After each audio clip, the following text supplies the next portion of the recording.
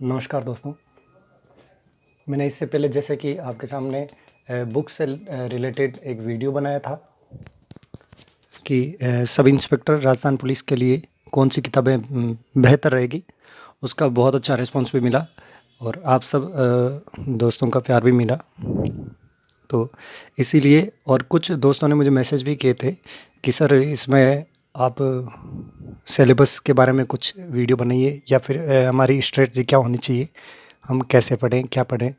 तो उसको लेके मैं एक वीडियो बना रहा हूँ। उम्मीद करूँगा ये भी आपके लिए उतना ही उपयोगी होगा जितना वो हुआ। तो दोस्तों, मैं जैसे आपके लिए ये वीडियो लेकर आया हूँ, उम्मीद करता हूँ आपका प्यार उसी तरह मिलेगा जैसा पहला वीडियो में मिला। तो ज़्यादा से ज़्यादा आप लाइक कीजिए, शेयर कीजिए, हो सकता है किसी के काम आ जाए। और चैनल सब्सक्राइब करें और अच्छे-अच्छे वीडियो आप मतलब पाने के लिए बेल आइकन का जो बटन है वो ज़रूर दबाएँ। ठीक है? ताकि कोई भी अगर मैं वीडियो अपलोड करूँ तो उसका नोटिफ़िकेशन आपके पास सबसे जल्दी आ जाए। ठीक है? तो हम बात करते हैं राजस्थान पुलिस एसआई के लिए कि सिलेबस क्या रहेगा और स्ट्रेटजी क्या होनी चाहिए। तो बात करें अपने सब इंस्पेक्टर के लिए, तो सब इंस्पेक्टर में देखो इस बार कुछ चीज़ें जो न्यू ऐड होने वाली है सिलेबस में। जैसे एक तो आपके इंग्लिश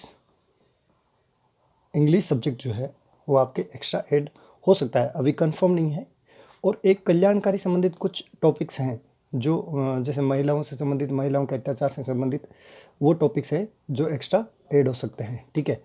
इसके अलावा बाकी सारा सिलेबस वही रहेगा जो सिलेबस अब तक चला आ रहा है। तो मैं आपसे यही कहूँगा कि अगर आप सब इंस्पेक्टर की तैयारी कर रहे हैं, अभी ऑफिशियल साइट पर इसका कोई सिलेबस नहीं आया है, कोई सिलेबस नहीं आया, तो तब तक के लिए आप वही पढ़े जो पुराने सिलेबस में है। ठीक है? पुराने सिलेबस के हिसाब से पढ़े। पुराना सिलेबस जो है उसमें आप स्ट्रेटजी की अगर बात करें तो अगर मुझसे आप ये पूछेंगे कि सर किस तरह से पढ़े, कितना टाइम किसको दें, कितना टाइम किसको दें, तो मैं ये बताऊंगा आपको कि अगर आप तैयारी कर रहे हैं तो ध्यान रखें, हिंदी को आप रोज़ थोड़ा थोड़ा टाइम देते रहें। जैसे हिंदी के लिए आप रोज़ 1 घंटा निकाल सकते हैं। अगर आप दिन में 10 घंटे पढ़ रहे हैं, अगर आप दिन में 10 घंटे पढ़ रहे हैं तो उसमें आप 1 घंटा या 1 से 2 घंटा आप दे सकते हो, हिंदी का ज़रूर दें। हिंदी के आप टॉपिक वाइज लेते रहें। और सबसे बड़ी बात है इसकी, जो राघव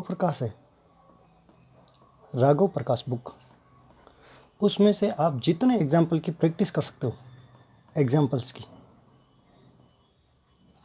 की आप प्रैक्टिस कर सकते हो, उतनी आप प्रैक्टिस करो। जितना आप प्रैक्टिस करोगे उतनी आपके परफेक्ट होती जाएगी। दूसरा, बचे आपके इसमें से फिर 8 या 9 घंटे, 8 या 9 घंटे। तो आप 8 या 9 घंटे में आप जैसे एक दिन में एक ही सब्जेक्ट लो, एक दिन में एक ही सब्जेक्ट लो। जैसे कि आज मैंने जैसे राजस्थान हिस्ट्री ले लिया, तो उस दिन कंप्लीटली आप राजस्थान हिस्ट्री ही पढ़ो। अगर आप ये सोच रहे हो कि आज मैंने थोड़ा ज़्यादा इसमें कवर कर लिया है, तो आप थोड़ा टाइम पीछे छोड़ दो, उसमें आप उसको रिवाइज़ कर लो। मान के चलो ये अगर आप स्ट्रेटजी रखोगे तो जिस उस टाइम में धीरे धीरे चलते चलते आपकी हिंदी कंप्लीटली क्लियर हो जाएगी लास्ट तक, बहुत बेहतर तरीके से। दूसरी बात, ये सिलेबस जो है बाकी का हालांकि लंबा चौड़ा है, पर आपके अगर आप रोज़ इतना आराम से 8 से 10 घंटे अगर आप निकाल के देते हैं तो मान के चलिए आपका बेहतर एक तैयारी हो जाएगी, शानदार तैयारी हो जाएगी। ठीक है? तो आप ये स्ट्रेटजी इसमें आप अपना सकते हैं। दूसरी बात, अगर किसी को जैसे याद नहीं होता, किसी को लगता है कि मैं पढ़ रहा हूँ मुझे याद नहीं हो रहा, तो आप इसके लिए ये कर सकते हैं कि आप लिख लिख के प्रैक्टिस कर सकते हैं। आप जो आप पढ़ रहे हैं उसको रफ में लिखिए, और या इससे सबसे बढ़िया है कि खुद के नोट्स बनाओ।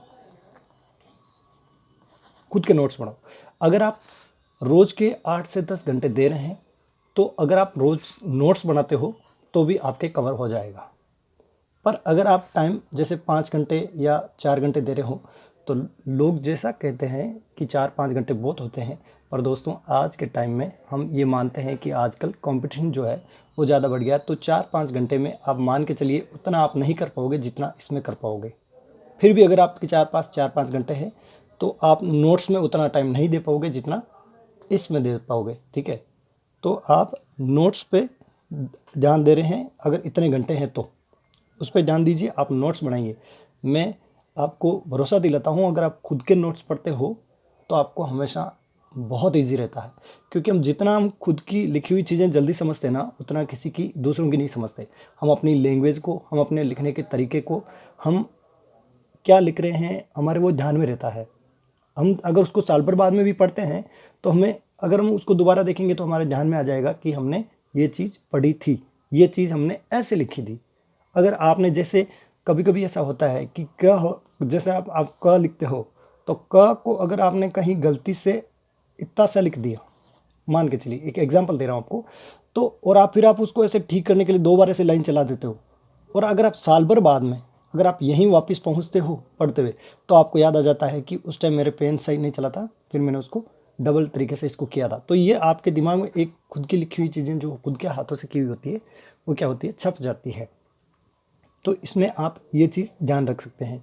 दूसरा, अगर आप पढ़ रहे हैं तो एक चीज़ आप हमेशा ध्यान रखिए कि अगर आप 10 घंटे पढ़ रहे हैं, ठीक है, और आपको लग रहा है कि आप 10 घंटे पढ़ के भी आपको मतलब खूब पढ़ा है पर याद नहीं हुआ, तो इसका मतलब ये होता है कि आपका ध्यान जो है कंप्लीटली जो है 100% वहाँ नहीं है।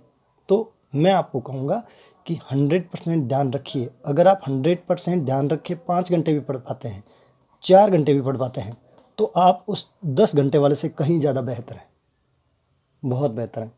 तो जितना आप पढ़ते हैं, जितनी देर आप पढ़ते हैं, अपना 100% वहाँ दीजिए, ठीक है। ये बात हो गई यहाँ तक।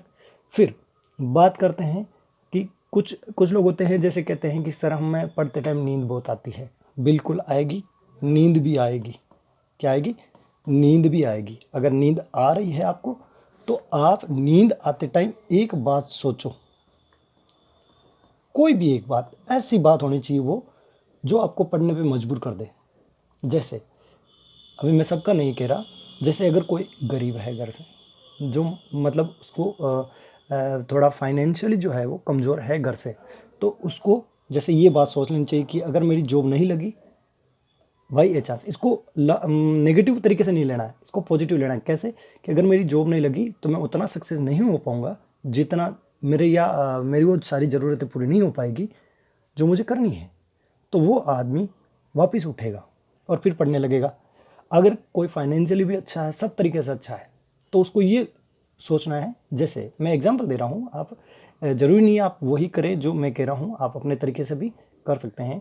तो आप ये सोच सकते हैं जैसे कि मुझे सब इंस्पेक्टर बनना है, 2 स्टार इधर, 2 स्टार इधर। ये जो होगा ना, जब लगेगा, जब कंधों पे इनका भार आएगा, तब मान के चलिए आपका जो रुतबा होगा ना वो कहीं बहुत ऊपर होगा। आपका जो रोब है, इज्जत है, बहुत ऊपर होगी। तो ये चीज़ें आप ऐसे कुछ ना कुछ ऐसा सोचो जो आपको मजबूर कर दे पढ़ने के लिए, जो आपको मजबूर कर दे आपकी नींद उड़ाने के लिए। तो नींद उड़ाओ दोस्तों। अब मान के चलो 1 साल है आपके पास, जितना जोर लगा सकते हो उतना जोर लगा लो, क्योंकि फिर भर्ती आएगी, वो आएगी कम से कम 4 से 5 साल बाद, अगर आए तो, बाकी 7 से 8 साल भी हो सकते हैं। शुरू में आई थी जो उसकी 2016 में, जो अभी तक जिसकी ज्वाइनिंग भी नहीं मिली है, अभी 5 साल होने को जा रहे हैं, अब आइए वापस 2021 में भर्ती। तो ये चीज़ें 2016 में आई थी फेब में, हालांकि उसके एग्ज़ाम तो लेट हुए थे, पर ये स्थिति थी। उसका 2018 में हुआ था एग्ज़ाम। तो ये बात है। तो अभी आप ये मान के चलो कि साल भर तो आपके पास, 1 साल तो आपके पास है, तो आप जितना जोर लगा सकते हो उतना लगा दो। और सबसे बड़ी बात आप एक ध्यान रखना कि अगर बाई चांस देखो एग्ज़ाम्स की डेट भी आगे होगी और हो सकता है कि थोड़ा टाइमिंग का भी इधर उधर हो, तो कभी भी खुद को डाइवर्ट मत होने देना, एक कंटिन्यूटी रखना पड़ेगी, ठीक है। अगर आपकी कंटिन्यूटी बनी रहेगी तो मान के चलिए आप को कोई नहीं रोक सकता अनसक्सेस होने से। और दूसरा, एक थोड़ा कोचिंगों के भ्रामक चीज़ों से थोड़ा दूर रहें।